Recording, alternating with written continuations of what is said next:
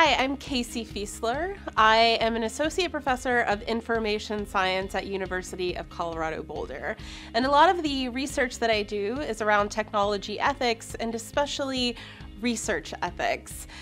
I am part of a big project on research ethics for pervasive data in computational research, and that's a lot of what I'm talking about today. How do we think about research ethics for computational social science, especially when we are collecting data that is publicly available, like from social media? So the last topic that we talked about was informing and consenting. And now I want to talk about one particular type of possible harm when it comes to using public data, and that is amplification. So I want to give you a quick example to help motivate this a little bit. So there was a paper published a number of years ago that used Twitter data, and the topic of this paper, super innocuous, nothing sensitive at all. It was what happens to people's language on Twitter after they get engaged. And there was a press release about this paper in conjunction with Valentine's Day, like research about love. And there was a New York Times article written in part about this paper. And there was, again, this code book in the paper that had tweets in it. And so the journalist searched for these tweets on Twitter and then contacted some of the people who tweeted them, as you can see here. So talking to the person who wrote this tweet about a fishing trip that was cited in a research effort. And pointing out that the tweets were anonymous, but it was very easy to locate and contact this person. And in this case, no harm done, right? Like the topic of this paper, again, like it's a tweet about a fishing trip.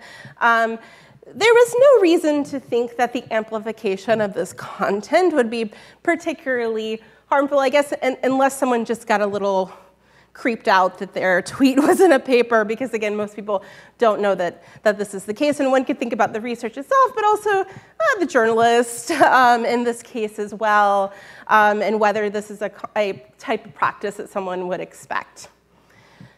And so now I want to go back to that, are all tweets the same issue, right? So a tweet about what someone has for breakfast, a tweet about a fishing trip, and also how this data is analyzed and what's done with it. So I want to think about another type of paper that very commonly has a code book in it, a code book that might have labels in it. Here's a tweet, and here's a label. So think about predictive mental health research, for example, and there's a ton of work like this. Determining whether someone might have a mental illness or really any kind of health condition based on tweets. We talk even COVID, or the flu, people tweeting about flu symptoms. Our algorithm says that this person is 85% likely to have the flu right now. We talked about description versus prediction, Chris was mentioning earlier. So imagine, and again, I've not seen anything like this happen. This is a speculative kind of harm. But imagine that there is a paper that is something about predictive mental health. Here's a code book with tweets, and these are the tweets that our algorithm labeled as being likely to very likely that this person is depressed, or insert condition here. And there's a lot of research like this that has some really, really good and important goals. For example, intervening when someone might be suicidal is an example of this type of research. But imagine that a journalist calls you up one day and says, hey, an algorithm says you're very depressed. Can we talk about it? So I don't think that would happen. I would like to think that both researchers would consider potentially obfuscating or taking other measures to make sure that the content that they're using is not findable again, or that a journalist wouldn't do that, right? But that goes back to this problem that if your only ethical heuristic is the data public, there is absolutely nothing to suggest that there would be anything wrong with this, right? So again, going back to the difference between different types of content. You also might consider different types of content being something that shows someone's face, that has identifying information in it. When you find their tweet, does their profile have identifying information in it, or is it just anonymous? Like the OkCupid data set, for example, the researcher pointed out people are using usernames. People very often use usernames that are identifiable. Or even if your username on a dating site is maybe not connected to your real name, you use that username somewhere else where it is connected to your real name or to your face or whatever. So I also want to think about as well, not only the content of that tweet or piece of data, but also the person behind it and whether they might be in a sensitive situation. So my PhD advisee, Brianna Dim, who actually defended her dissertation last week, so Dr. Dim now, conducted interviews a few years ago with people in fandom, which fandom here was mostly a proxy for LGBTQ people, as the vast majority of her interviews were with people who identified as queer. And she talked to them about uses of their fandom data by both researchers and journalists. And one of the things that came out of this quite frequently were people's concerns about being outed, because fandom was a place where they could be themselves and be out when they couldn't be in their real lives, very often because of safety concerns. So there's a mention here of a Tumblr user being mentioned in a media article without permission, which revealed their identity to a much broader audience. And mentioning people who were potentially being outed when they had very real safety concerns. And another story that she heard was someone who was concerned about their art style being recognized, even if it was not tied to their real identity. So they had seen, pretty sure it was BuzzFeed, they had seen BuzzFeed articles that shared fan art. So, here's a bunch of fan fiction or fan art, based on this current event or whatever, sharing it without people's permission, which is extremely common. And the person was completely anonymous online, but they said, someone in my real life might recognize my art style, and that will send them to my Tumblr, where I am openly queer. And this has nothing to do with the content. The content itself might have been completely innocuous, but the person is in a very vulnerable position. And I want to talk a little bit, too, about the issue of studying a community that might be particularly vulnerable or marginalized communities. And that's the issue of positionality.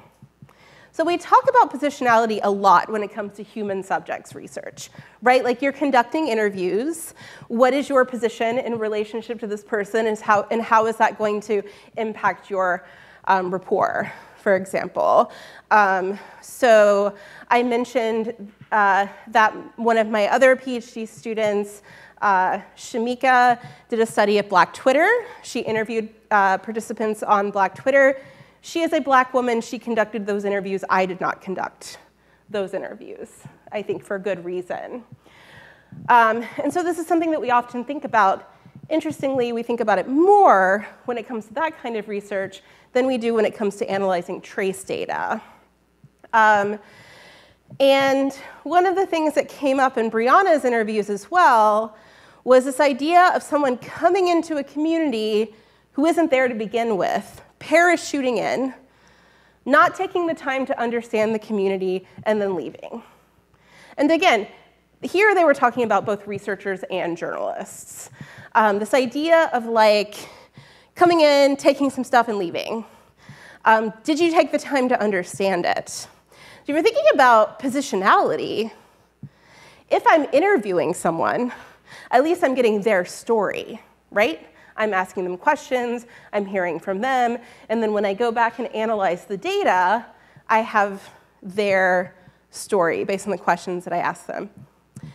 If I go in and collect trace data from a community that I am not part of, I go in and collect tweets from Black Twitter, or I go in and collect tweets from a cancer subreddit, me not having cancer, I'm then analyzing this data without having any knowledge beyond people's words of the lived experience of that community. So again, Shamika's study of Black Twitter, she talked to them about a lot of different kinds of things, but one of them was research. And a number of the participants actually mentioned a very specific instance where someone who was not part of Black Twitter scraped the Black in the Ivory hashtag and released a data set. And the way they described it was, they were talking about the controversy here and said, everybody was like, this isn't your data, friend. Like, who told you to do this? And here, the positionality of the researcher mattered because they felt like it was someone coming into that community and just taking something. And people also mentioned, like, it would be weird to be analyzed by white people, which I think is a very valid concern here for the reasons that I just said.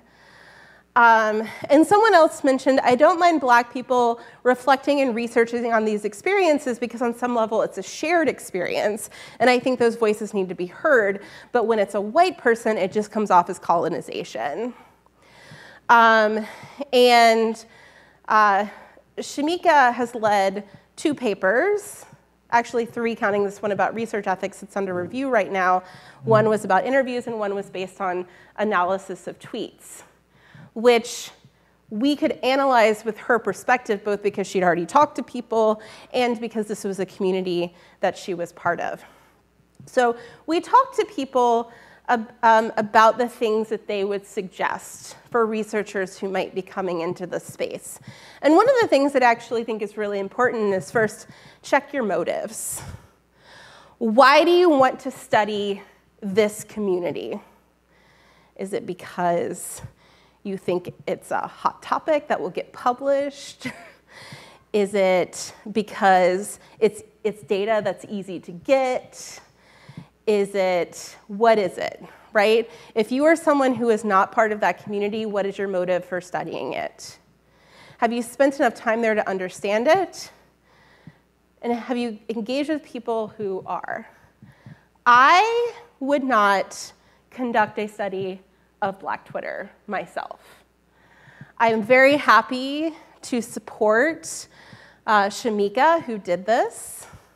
But if I were going to study a community that I am not a part of, if at all possible, I would want to have someone on my team who understands that community. Now, sometimes this is challenging, in part because of the lack of diversity in a lot of our fields, Or often, sometimes you're also studying a community that's very small and you might not be a part of, or I mentioned before, like obviously, if you were studying like the racist subreddits, I'm not suggesting you like find a racist to put on your team, right? But these are the kinds of things that we should be thinking about here. What is your position in relationship to this community that you are studying? And if you're not part of that community, what are you doing to understand it? Are you just parachuting in and looking around a little bit and then leaving? Are you giving something back to that community? Did you take the time to understand their norms? And here she also talked about considering the history of that community as well, because the Black community especially has a very fraught historical relationship to research. This is a community, a group of marginalized people who have been exploited by researchers in history in some really terrible ways, which influences how one should approach this now. And you might think about whether the community might be upset about this based on all the kinds of things that I was mentioning earlier: who you are, what you're doing with the data, what kind of data it is, et cetera. And also something that someone said was, let their words be their words. They're actually talking here mostly about human subjects research. How if you're conducting interviews with someone, especially if it's a community whose voices are often suppressed, like, don't edit down their quotes until they're not them anymore. And don't interpret too much. Sometimes you just need to let their words be their words. And I bring up this example in part because this is a great example of an ethical tension that I can't give you an answer to. And the tension here is letting their words being their words and potentially obfuscating data so that it can't be re-identified or that it can't be refound. This came up as well when Brianna was talking to people in fandom about attribution. If I was quoting something from your Tumblr post, would you want it attributed to you or not? And I can't give you an answer to this question because it's going to be highly, highly context dependent. So for example, in the case of Brianna's research, do you want to quote someone's Tumblr post and attribute it to them? There were some people who were like, I deserve to be credited for my fan fiction or my art or my really smart essay about a TV show or whatever. And there were other people who were very, very concerned about potentially being outed. One thing that you might do, let's say that you are analyzing tweets or Tumblr posts or Reddit posts or whatever, and you need to use examples from that data in whatever you're doing. So I'm not talking about computational analysis of a million tweets. I'm talking about something where you're going to have tweets in the paper. You could consider asking permission just from the people whose content you're going to use in the paper and see what they prefer. Or if that's not possible, I tend to think about erring on the side of protecting people's privacy, or rather erring on the side of protecting people from arguably the larger harm, right? So if my choice is between the harm of someone having their safety put at risk versus the harm of not having their work attributed, I might err on the side of protecting someone's safety and privacy. But this is something, again, where if you understand the community, you might have a better idea of how you might make this kind of decision and what the norms might be. And again, there are these cases where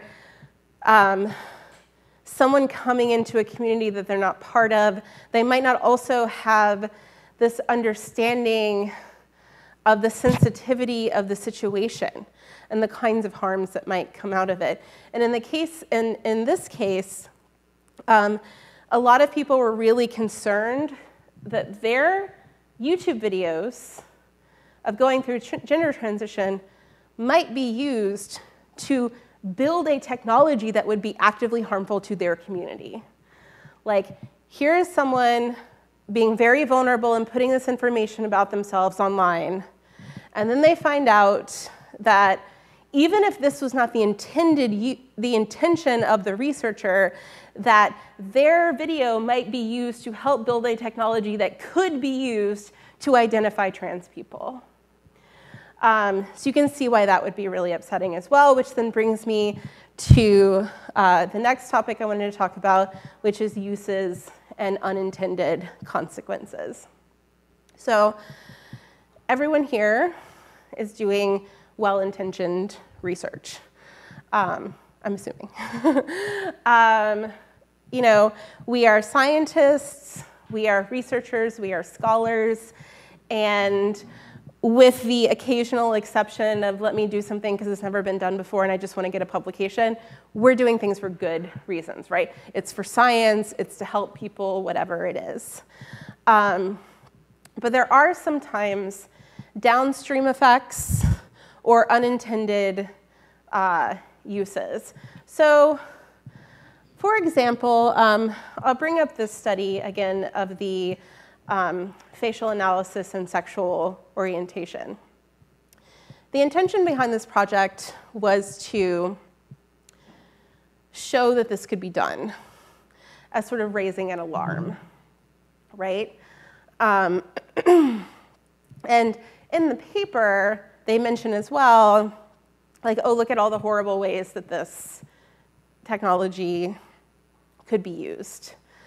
And in theory, they didn't do anything here that someone else couldn't have done really easily. And they were basically using off-the-shelf facial analysis software. But I think there were some nuances to this that upset people a lot. So one, again, was possible uses of this technology. If you raise the alarm, are you telling people that this can be done and now they want to do it? And another thing was, one might consider some implications of this socially in terms of suggesting in headlines like this that anyone can tell whether someone is gay or straight by their face. And again, this is really nuanced, but this upset a lot of people. And this kind of research, particularly based on like facial analysis and facial recognition, is really common. We see a lot of these kinds of things, including, for example, criminality, which of course, as we know, doesn't actually detect criminality. It detects whether someone's been arrested or not, which are two very different things. But a lot of this research has been criticized as basically being like AI phrenology or physiognomy, like can you tell something from someone's face? And in some of these cases, and the criminality one in particular, there was so much criticism of that work that they wrote an essay about why they thought it was okay. But the only argument they had for why they did it was to see if they could. For science, right? So if we're going back to this like idea of harm versus benefit, and what are the scientific benefits of this, what are the social benefits of this, I would often argue, depending on the particular context, that to see if we can is probably not a good enough justification if there is potential harm, right? There's some to see if we cans that like, okay, maybe it was a waste of time, but no harm done, right? And also you have to consider not just what you're going to do with this, but what other people might do with this or what other people might be inspired by. And of course, we know that this kind of research is used in a lot of different contexts. Hiring is one example where they're starting to use facial analysis. And if we want to go back to sort of core computational social science and the kinds of things that people are doing with trace data, this paper from 2014 that showed that you could predict very personal private traits from Facebook likes. And and they had a lot of interesting examples in the paper. Some of them were kind of funny, like people who are intelligent are more likely to like curly fries. And they almost, they were a little surprised by how well this worked, honestly.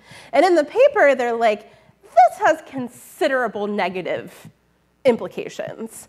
Imagine all of the horrible ways that this could be used. What if you knew really detailed things about people's personality just from their Facebook data? Oh my gosh, what could we do with that? I don't know. We could use it for political advertising. So this was some of the inspiration behind Cambridge Analytica, not the same researchers. The researchers refused to give their data, their models, to the folks behind Cambridge Analytica, but they basically replicated that work. And again, I'm not suggesting here that we shouldn't do research because of potential ways that it might be used. But there are things that we might do along the way to speculate about possible misuses so that we can do what we can to mitigate harm. And of course, this idea of like unintended consequences has been a much bigger conversation in recent years. And for example, NeurIPS is now requiring broader impact statements in their papers, which include talking about the potential broader impact of the work, like ethical aspects and future consequences, both positive and negative outcomes. Because again, often we do work without even being able to explain why it's worth doing. And if there are potential negative outcomes, then I really want to see discussion of the positive as well. So I've been thinking about different types of unintended consequences, particularly for things like data science, computational social science, things that where we might use data that we find online and these sorts of things. And I think there's a lot of different ways to think about this. So I've talked about some types of individual harms, amplification, so privacy violations, downstream harms. There also might be consequences for communities, depending on what you're doing with this data, bias, discrimination. Also for science, public trust, right?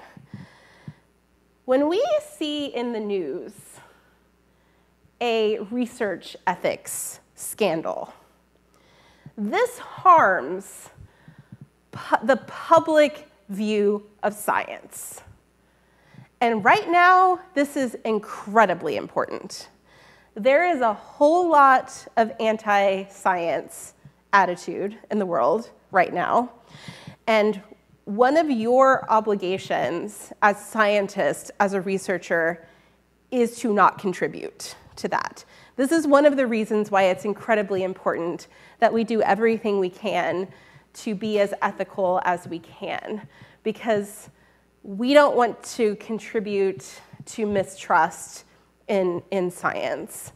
And if, in terms of like thinking about trace data and that sort of thing, we don't want people to be scared that their social media data is going to be misused in some way by scientists.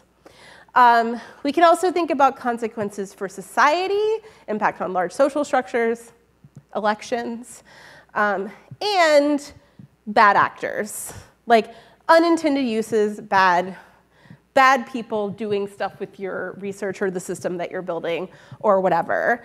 Not an example of computational social science, but I like to bring up Zoom bombing as an example of thinking about this kind of thing. I hope none of you were Zoom bombed. It's awful. There's a really bad Zoom bombing in a class at my university right at the beginning of the pandemic. The reason I bring up this example sometimes is because when this first started happening, the New York Times interviewed the CEO, and he said, "We never thought about that. Like, we never thought about possible misuses of our technology." One way that I've been thinking about this as a general problem, not just for research, but for like technology design in general and all of sort of ethics and tech kind of stuff, is an analogy to technical debt. So technical debt being, and for any of you who are like computer scientists or software engineers, you might have heard of this before, and if not, the basic gist here is there's this implied cost of having to fix bugs later because you're choosing the easy solution now or the faster solution now because you got to move fast and break things, right? You know you're going to break something, but you can fix it after you know what it is, right? So you're going to push out the software. Something's not going to work. It's going to have bugs, but you can fix the bugs once someone tells you what the bugs are. So the idea of ethical debt is the same kind of thing, but it's this implied cost of not thinking through the possible ethical implications or harms, assuming that you can fix them after you find out what they are, right? But if your harm is like, oh my gosh, my research paper outed someone, or oops, my social media platform undermined democracy, or whatever it is, it's too late. Harm's already done. People who are Zoom bombed cannot unsee that. And often, people are thinking about this even less than they're thinking about the technical stuff, right? So what can we try to do now to think through the potential harms of what we might do? And in your case, at the research design stage, research reporting stage, whatever it is, thinking through it not 6 months after you publish the paper. And there's just so many examples of this kind of thing in the real world now. And if we look to like one of the biggest ethical scandals of the past few years, certainly not the first case, the first highly publicized case that of things we know about of someone being wrongfully arrested due to an error in facial recognition, and this is a black man. Oh my gosh, how could we have possibly known that this would happen? Like, we knew that this was going to happen, right? Like, the idea that there is racial bias in facial recognition, not new. This was not a surprise. And so having this information, what are some ways that we should mitigate this harm? Are there contexts in which we just shouldn't be using this technology at all? So this is a quote from someone talking about their job to think up differences in the world, the changes that society is going to build around these differences, and that to do this well, you have to think through the unintended, unexpected consequences, second, third, fourth order ripples. What's going to happen? So Malcolm Older is actually a science fiction writer. I think many of you would actually really enjoy this book, Infomocracy. But this idea of like thinking through the possible ripples, like what's going to happen later, is something that I think we all need to be better at. And if we think through like our current anxieties or concerns about technology, and I could pull up any of those slides that I had at the beginning about like uses of data, et cetera, or like this one, social credit systems, AI-powered citizen scoring, social media, performance anxiety. These kinds of current ethical issues and technological anxieties very clearly inspired this episode of Black Mirror. I actually think that science fiction writers are particularly good at this kind of thing. In this case, and I chose this one because social media, what if there was a social media kind of platform that wasn't just online, but influencing everything in our lives? You get a coffee, you rate the barista rates you, and then your score on the system determines everything about you. And also think of the data, right? Isaac Asimov once said that science fiction writers foresee the inevitable. And the problems and the catastrophes are inevitable, but the solutions aren't. And science fiction writers are very good at coming up with the catastrophes, right? they don't tend to be the one tasked with coming up with the solutions. We are. Technologists are. Sometimes regulators are. But the idea here is, how can we think more like science fiction writers? And I'm bringing this up because, again, I gave you a lot of things to think about, potential harms and that sort of thing. And one question is, how can we try to think through these sorts of downstream effects? And one thing is that sometimes we have to think a little bit like science fiction writers. I'm not talking about necessarily like thinking up a technology that someone might create in 100 years, but that's kind of fun. And if I can do that, I can think about what I'm doing tomorrow in the same way. A few years ago, I published this paper. It's a design fiction. It's basically a fake paper from the future about public data.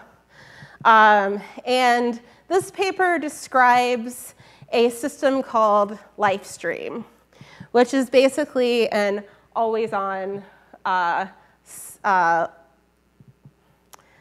constant vlogging self. If any of you have seen the TV show The Circle, it's basically like that. So the book, the movie, The Circle, very similar technology. And of course, like this idea of like always on streaming is not like totally new.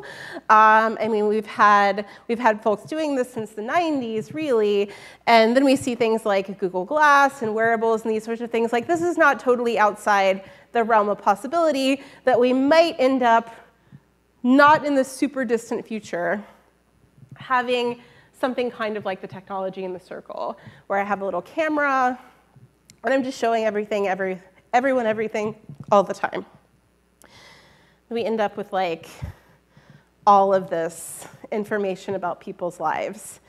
And imagine, and again, not outside the realm of possibility, you all have seen things that you are surprised people are sharing on social media. Oh my God, the data.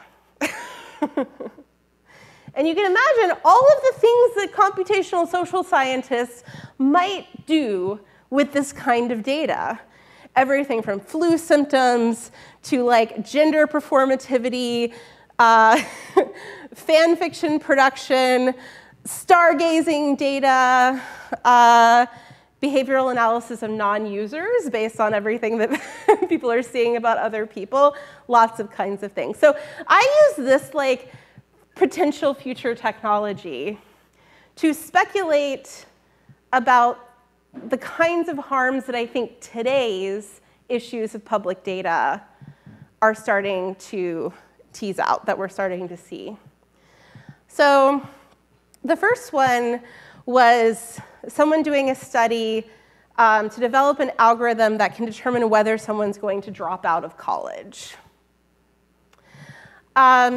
In this particular case, what ends up happening is that a researcher gives a talk kind of like this about their paper, where they're able to determine whether someone's going to drop out of college. They have a montage of examples, sort of like a tweet code book. It has someone in it. A journalist is there. Their photograph ends up in a news article about it. And the outcome is this person's going to drop out of college. Their parents see it, lose their minds, sends him to therapy. He ends up actually having his grade harmed because he is stressed out. He misses a bunch of school. Issues around amplification, inference, and false positives. Another case study was the idea that someone creates a data set of last words. So a public data set of live stream data of the last words before people pass away. They're using it for art projects and this sort of thing. And then someone decides to take this data and use it as a way to harass the loved ones of people who have died. Issues with data that is deleted. because some data that is often deleted are like people who have died off social media. Their loved ones will decide to just delete their data, but now there's an archive. Thinking about data curation. You've done the work to create a data set of people who have died, and now someone can misuse it. This example I actually came up with because a colleague of mine had done a research project about Weibo users who had committed suicide. And the reviewers for their paper were insisting that they make the data set public. And they asked me what I thought. And I brought up a couple of things to them. One was, what if people wanted this data deleted? You have now made it impossible for them to delete the data because there's an archive. And second, I hate to bring up this kind of thing, but there are some really horrible people in the world. And I was thinking about this particular case of when Lindy West, who was being horribly trolled, someone found out that her father died, created a Twitter account of him, and started using it to harass her. Again, I'm not suggesting that we shouldn't do this kind of research, that we should never have public data sets and this sort of thing. But this is a great example, a particularly sensitive kind of data. Maybe this is the case where instead of totally public data, you can make it data by request. Are you a researcher? Tell me how you're going to use it, and then I'll give you access to it. Or at the very least, here's how someone can request that data be deleted from this archive. So the last thing that I want to bring up in this context is that when we are thinking about possible harms, it's incredibly important for us to think about harms beyond ourselves. My PhD student, Shamika, interviewed instructors who had done a science fiction-based exercise and asked them about how it went. One of the things they talked about sometimes was like, you know, it's really easy to come up with bad things that might happen to you. So for example, user personas in technology design. People are building user personas where they're like, here's a middle-class white person. Let's imagine how they use this technology. But the problem is that technological harms disproportionately impact marginalized people. And so when we're speculating about potential harms of our research, it's really important that we're able to look beyond ourselves. And Zoom bombing is a good example of this, because you know who's really good at thinking about how people might be harassed using technology? People who are harassed a lot, like women, and people of color, and queer people. And I'm like naming off groups of people who are underrepresented in the tech community. You get my point. So for example, in Design Justice, Sasha Kastandachuk quoted this tweet. If your beta social network doesn't allow blocking abusers from the jump, your beta social network was probably developed by white dudes, because they don't get harassed as much. Probably do not have, like, understand the deep, incredibly important role of needing to be able to block people. I cannot tell you the number of people I block on TikTok. And I think that it can be really easy to sort of get stuck in our own experiences. If any of you have studied user-centered design or HCI, you might have read The Design of Everyday Things by Don Norman. In 2014, Don Norman wrote this op-ed saying, I wrote the book on user-friendly design, but what I see today horrifies me. So what do you think horrifies Don Norman? Like, what is so much worse about the design of the world today than it was like 20, 30 years ago when he wrote The Design of Everyday Things? So the answer is the world is not designed for the elderly. Now, is the world worse designed for the elderly now than it was? No. The world has not changed. Don Norman has changed. It is easier to see potential harms when you are experiencing them, right? And in part, this is a case of, it's a little bit of a case of the lack of diversity in the scientific world, in the tech world, et cetera.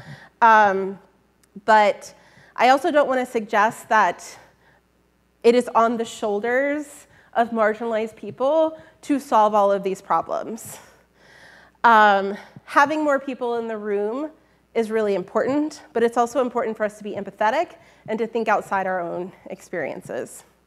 So the last thing that I want to give you here is a few concrete kinds of things for you to be thinking about. And I will give you these in the context of Reddit. So like Twitter, Reddit is starting to become the fruit fly of trace data. And my collaborators and I did a research study where we analyzed about 700 papers that use Reddit data. An interesting thing about this, so these are the most common keywords and subreddits. A lot of the research happening on Reddit is for really sensitive topics. Mental health, drug use, these kinds of things. Out of these 700 papers, we coded for whether the papers included any discussion at all of anything that could be very generously defined as ethics, like really generously. And the answer was about 150 out of 700. And when I say generously defined, I mean even if the only statement they had was, we thought it was OK to analyze this data because it was public, we counted that. So the first lesson here is, are people thinking about this at all? Or is it just data? But when we go to the papers that actually have a discussion of ethics, some of them give us really good ideas about the kinds of things that we might do and that we might think about. So first of all, if you get nothing out of this but this, again, is it public? Is a floor not a ceiling? And will my IRB let me do it? Is like a basement and not a ceiling. You also might consider engaging with community gatekeepers like moderators, so I talked about that before. Taking special care for vulnerable communities and sensitive topics. So when the topic is sensitive, like that's the time when you might use ethical fabrication, obfuscation to make sure that the content can't be found, that you're not bringing undue attention to a community that's really sensitive, and these sorts of things. Thinking about limiting access to data, that's also a time when maybe you don't take the cancer subreddit and just put the data on GitHub such that people no longer have the ability to delete their content and that sort of thing from it. Thinking about risks versus benefits, and considering researcher positionality.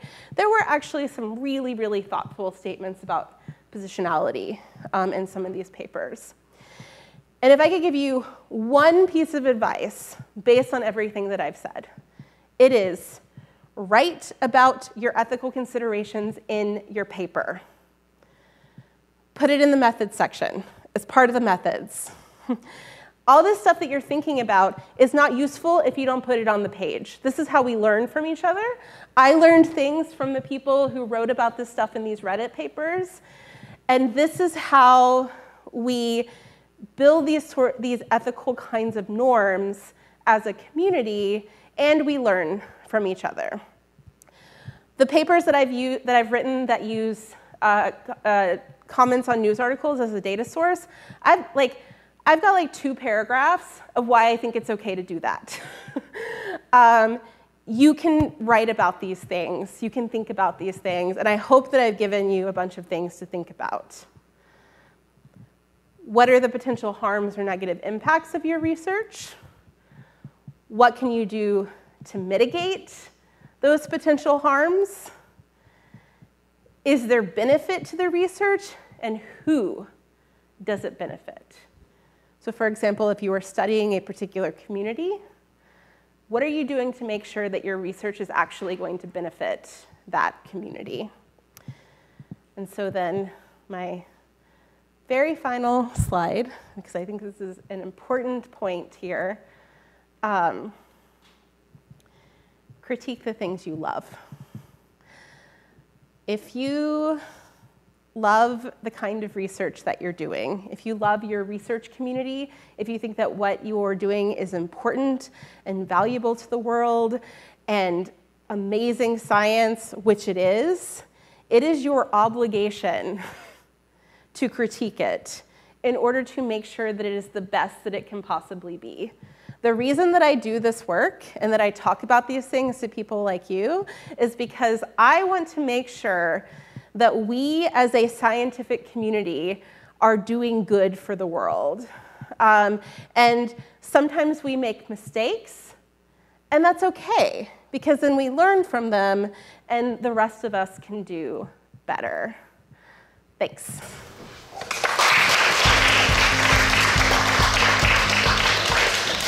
So some takeaways from thinking about research ethics. One of the most important things is to be thinking about it at all. Sometimes this means speculating about possible harms, thinking through the kinds of questions that I just took you all through, and also writing about your ethical considerations when, for example, you publish a paper. This is also how we learn from each other. If you want to learn more about my work and the work from my collaborators, you can find out more about the Pervasive Ethics for Computational Research project. And also, I am, of course, all over social media so that everyone can study my tweets. You can find me on Twitter @CFiesler and on TikTok @Professor Casey.